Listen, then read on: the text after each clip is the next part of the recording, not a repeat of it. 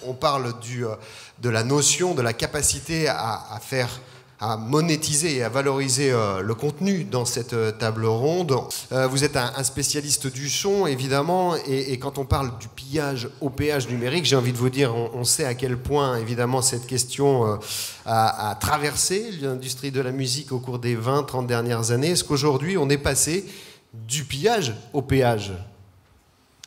Bah clairement, ça a mis beaucoup de temps parce qu'il y avait une industrie de la musique qui était une industrie très traditionnelle, de gens qui vivaient sur des catalogues, voilà, qui avaient un peu une mentalité de banquier, et puis tout à coup, ils ont été bousculés par l'industrie, au début par des hackers, hein, par des gens qui pirataient de la musique, mais comme on copiait nos cassettes quelques années auparavant, et ils ont mis plus de 10 ans, ouais, 15 ans même, avant de comprendre qu'en fait, le fait de pouvoir fournir de la musique sur des plateformes en offrant des vrais services pouvait être une solution. Enfin, c'est pas eux qui l'ont fait.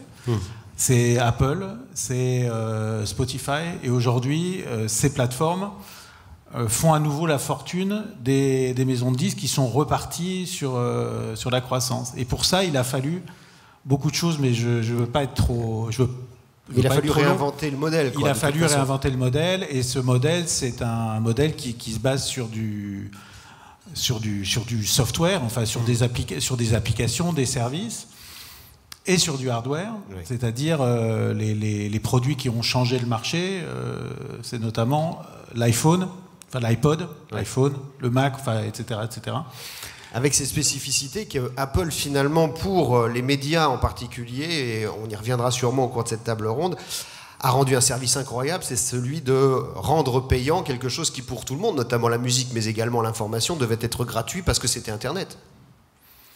Oui, c'est-à-dire que le modèle d'Apple, c'est un modèle... Moi, je me souviens, dans les années 2000, les opérateurs télécoms étaient à la recherche de la killer app qui allait pouvoir faire de la data sur les réseaux. Et en fait, on cherchait des killer apps, mais on ne cherchait pas des devices, en fait. Et il n'y a pas de service en device. Alors moi, je suis dans le hardware, donc je sais de quoi je parle, et peut-être que je défends ma boutique, mais il n'y a pas de Uber sans voiture.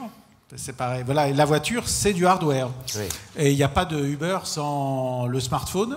Et le smartphone est aussi du hardware. Donc, dans les années 2000, on voulait des modèles, Internet qui soient des modèles purs Internet, dans lesquels il n'y avait plus rien de matériel, mais c'est des conneries tout ça. Oui. Il faut forcément que ça soit les uns et les autres, enfin du hardware et du software, pour arriver à créer des grands business et des grands business models très conquérants. Vous êtes sur cette problématique-là d'amener un saut qualitatif avec De Vialet, et aussi à vivre dans un environnement où vous êtes en contact direct avec tous ces GAFA dont on parle depuis tout à l'heure.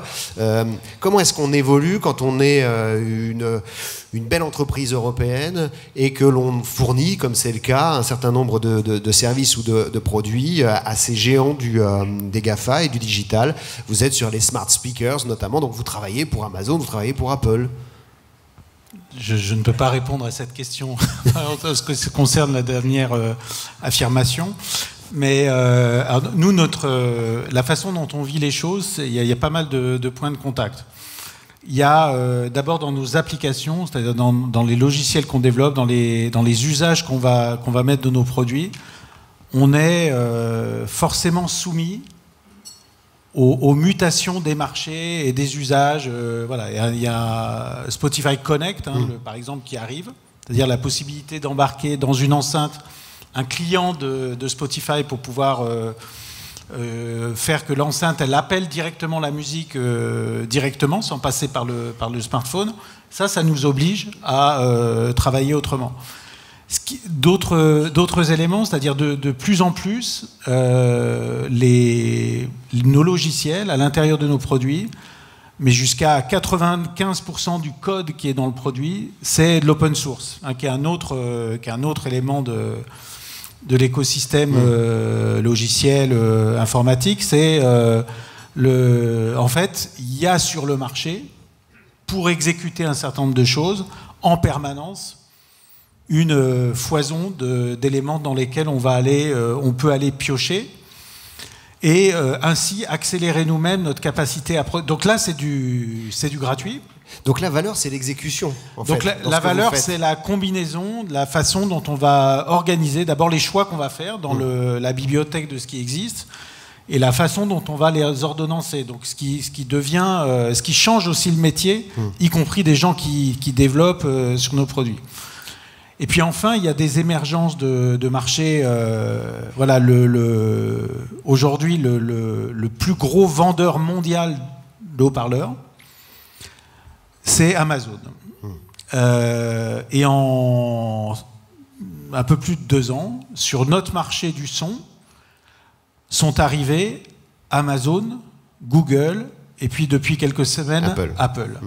Donc c'est des mutations qui sont... Donc le marché est en train d'exploser. Et forcément, nous, on est à la fois des acteurs de ce marché-là à travers les produits qu'on fait, et on est aussi des acteurs de ce marché-là à travers des technologies qu'on vend à d'autres opérateurs du marché. Donc on a là, tout à coup, l'opportunité de valoriser des technologies à nous sur un espace qui est en train... Enfin, on estime que le marché des smart speakers va passer d'une 50aine de millions de speakers à 200 millions dans les 300 qui viennent. Oui. Ces 200 millions, c'est 2 fois la taille totale du marché de l'audio avant l'arrivée des smart speakers. Donc c'est des bouleversements. Donc on crée des nouveaux marchés en réalité. Donc il y a plein de ces nouveaux fractures digitales créent aussi des nouveaux marchés plus importants que les marchés qu'as-tu. C'est Schumpeter appliqué au son. Je crois que c'est des choses que vous vivez les uns et les autres en permanence dans vos métiers, mais c'est voilà, la façon de développer les logiciels, la façon des choix de services, la façon aussi de valoriser nos technologies, tout ça est complètement bouleversé. Quand on a lancé Fantôme donc en 2015, donc il n'y a pas si longtemps que ça, le marché était complètement différent et tous ces éléments-là se sont accélérés et donc la chaîne de valeur, la façon d'utiliser tous ces savoir-faire a complètement... Et vous êtes sur plusieurs marchés du coup. Ce marché se disfracte, on va dire. Et voilà, et donc nous on doit à la fois jouer en tant qu'intégrateur, jouer en tant que fournisseur de services à des consommateurs et comme fournisseur de technologies pour des opérateurs. Et c'est là qu'on crée le modèle économique et qu'on gagne de l'argent. Au bout de 30 ans, on est revenu à une économie, on va dire, réelle, classique, l'économie dure, du physique. Je pense que le physique n'a jamais disparu, enfin, y compris la musique. On voit des Amazon qui disent on n'est pas une entreprise de l'internet, on est une entreprise de logistique. Enfin, on voit de ces acteurs qui disent qu'en gros ils sont des économies de l'économie réelle traditionnelle et pas forcément que digitale. Donc mais je pense que les modèles gagnants sont des modèles qui sont conscients d'être hybrides, quoi. Donc si vous interdisez de devenir un acteur hardware, par exemple. Nous, on vend des technologies à Sky TV en Grande-Bretagne, donc qui devient de fait un fournisseur de speakers sur le marché. Et donc, si vous interdisez ça, vous interdisez de donner une valeur supplémentaire au contenu que vous allez produire, parce que la qualité du son fait beaucoup dans la qualité de la valeur que j'attribue à ce que Sky me fournit.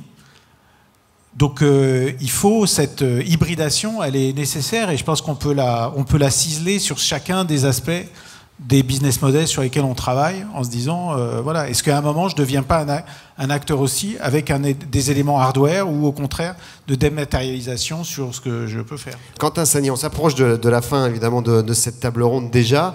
On n'aura pas abordé tous les sujets mais je veux quand même qu'on parle un petit peu aussi du financement, c'est-à-dire de ces startups, de ces entreprises. Alors je disais tout à l'heure, vous êtes un peu dans la catégorie licorne parce que ça marche plutôt très très bien en ce qui concerne de Vialet. On en a quelques-unes, mais on en a peu.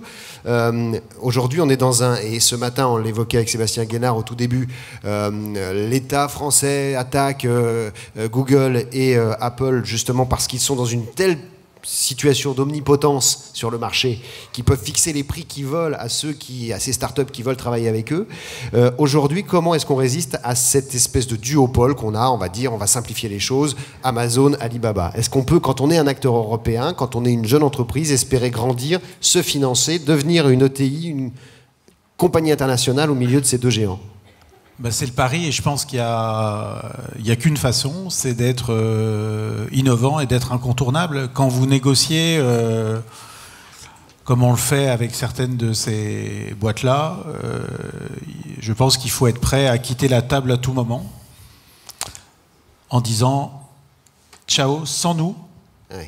Et que sans vous, ça veut dire sans le produit. Donc c'est que vous soyez la seule entreprise qui soit capable de délivrer ce que vous délivrez. Donc ça veut dire qu'il faut innover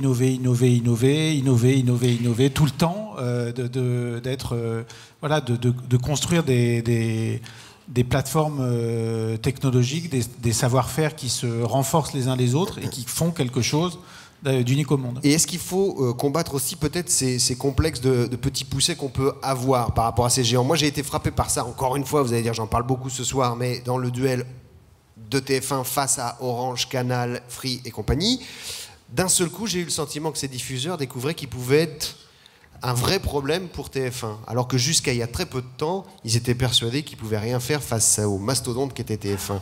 On n'a pas ce complexe aussi face à ces géants GAFA qu'il faut combattre nous-mêmes? Non, on a faim, donc on n'a pas de complexe. Enfin, on n'a aucune raison d'avoir des complexes si vous avez à offrir des choses que personne d'autre n'offre. Donc non, enfin nous chez De Vialet, on n'a pas de complexe. Ça veut pas dire qu'on n'a pas des défis à relever, des complexes. Enfin voilà, la vie d'entrepreneur n'est pas une vie simple, mais non, des complexes, non. D'accord. Merci beaucoup, vraiment, vraiment beaucoup à tous les trois. Quentin Sagnier de chez De Vialet, Bruno Van Rieb. Je redonne le titre du livre, Les 10 commandements de l'entrepreneur, et Alain Quinet de la SNCF Réseau. Merci, c'était passionnant. Je vous invite à...